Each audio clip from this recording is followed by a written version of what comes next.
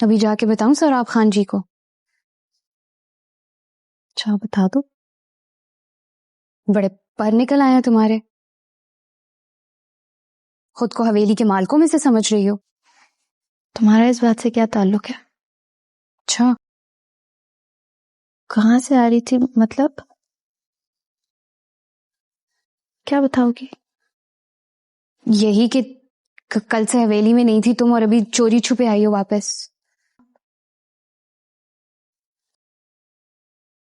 لیکن جو اس حویلی کا مالک اور یہاں کا سردار ہے اس کی مہمان ضرور ہوں. کہاں سے آ رہی تھی گلزمان کے ساتھ؟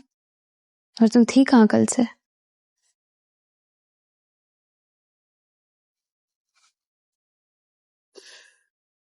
جانا چاہو اسے کہو بی بی جان بلا رہی ہے اسے. صبر کرو سہراب خان، صبر کرو. بہت بڑا صدمہ ہے یہ. کہاں ہے بانو؟ ڈھونڈو اسے. کہاں گئی ہے وہ؟ فکر مت کریں بی بی جان، سب ٹھیک ہو جائے گا.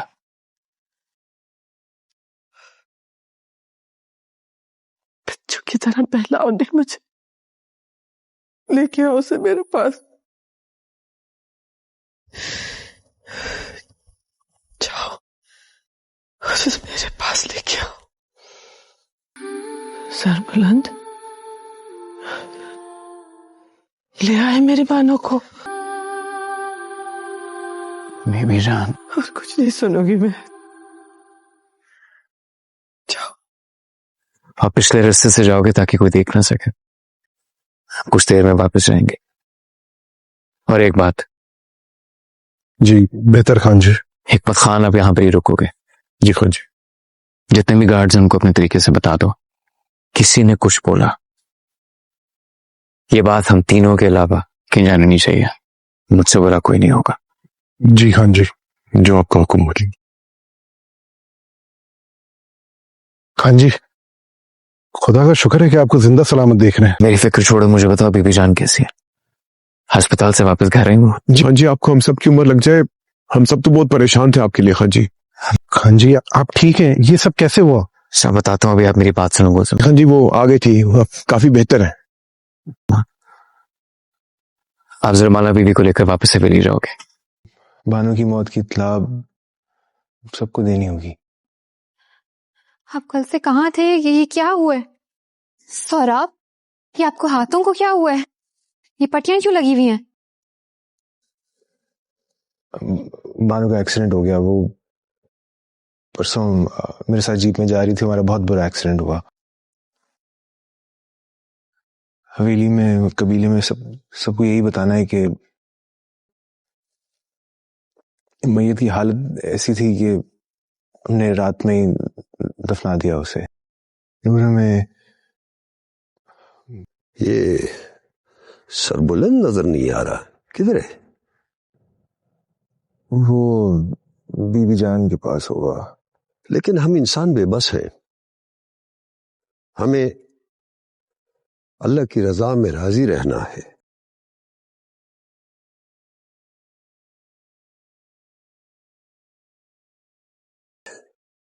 تمہارے خاندان کے لیے. ان کی حالت اچھی نہیں ہے. شیر دل کا صدمہ تو وہ برداشت کر گئی تھی، لیکن اللہ مغفرت کرے. دعا کریں گے. اللہم آمین. ناظرین، زنجیریں کی کہانی اب ایک ایسے موڑ پر آ چکی ہے جہاں ہر رشتہ اپنی بنیادیں کھو چکا ہے. بانو کی موت نے صرف ایک گھر کو نہیں توڑا بلکہ ہر کردار کی زندگی کو اندر سے ہلا کر رکھ دیا ہے. مگر اصل سوال یہی ہے کہ کیا بانو نے واقعی خودکشی کی، اب پھر اسے ایک سوچی سمجھی سازش کے تحت اس انجام تک پہنچایا گیا؟ سب سے بڑا جھٹکا یہ ہے کہ سربلند اور صہیب کے درمیان جو سچ چھپایا جا رہا ہے، اگر وہ ایک بار سامنے آ گیا تو پورا خاندان ایک دوسرے کے خلاف کھڑا ہو جائے گا. بی بی جان کی حالت پہلے ہی نازک ہے اور اب بانو کی جدائی نے ان کے دل پر ایسا زخم لگا دیا ہے جو ہر گزرتے لمحے کے ساتھ مزید گہرا ہوتا جا رہا ہے. دوسری جانب سربلند شدید ذہنی دباؤ کا شکار ہے. ایک طرف بانو کی موت کا بوجھ، دوسری طرف بی بی جان کی ٹوٹتی ہوئی امیدیں، اور تیسری طرف صہیب کے مسلسل الزامات. اس کی خاموشی اب اس کی طاقت نہیں رہی بلکہ اس کی سب سے بڑی کمزوری بن چکی ہے، اور یہی خاموشی آنے والے دنوں میں اس کے خلاف سب سے بڑا ہتھیار ثابت ہو سکتی ہے۔ ادھر زرملا پورے گھر میں شک کی علامت بن چکی ہے۔ ہر نگاہ اسی پر اٹھ رہی ہے جیسے ہر مصیبت کی جڑ وہی ہو۔ اسے قربانی کا بکرا بنایا جا رہا ہے، حالانکہ اب تک اس کے خلاف کوئی واضح ثبوت موجود نہیں۔ ادھر کہانی صرف حویلی تک محدود نہیں رہی۔ بادشاہ خان اور ترسم خان بھی اپنی خطرناک چالیں چل رہے ہیں۔ انتقام کی یہ آگ اب صرف ایک خاندان نہیں بلکہ کئی زندگیاں اپنی لپیٹ میں لینے والی ہے۔ دوسری طرف جنگل میں ملنے والے خون کے نشانات، بانو کی شال اور سربلند کا پراسرار رویہ مسلسل یہ اشارہ دے رہے ہیں کہ حقیقت وہ نہیں جو سب کو بتائی جا رہی ہے۔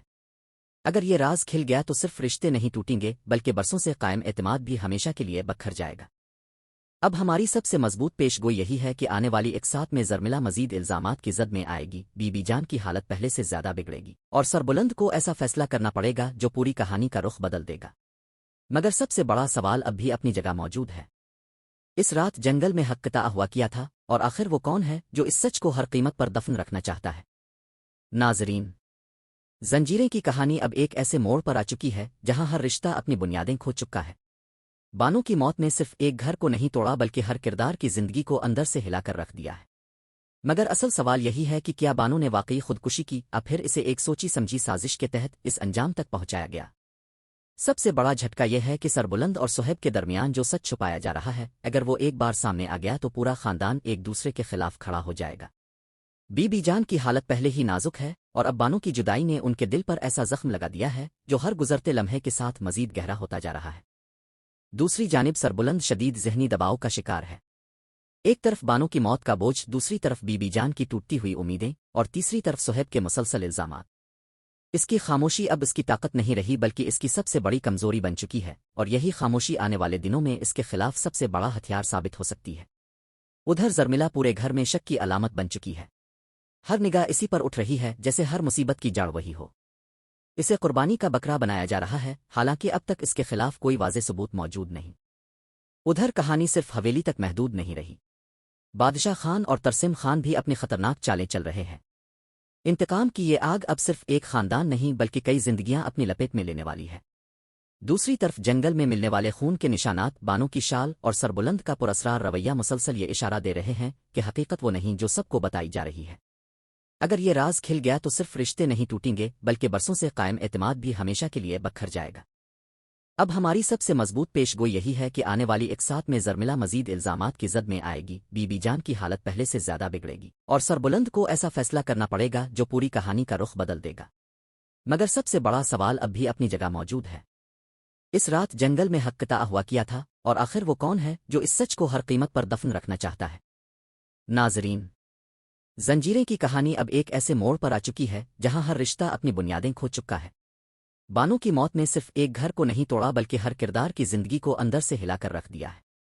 مگر اصل سوال یہی ہے کہ کیا بانو نے واقعی خودکشی کی، یا پھر اسے ایک سوچی سمجھی سازش کے تحت اس انجام تک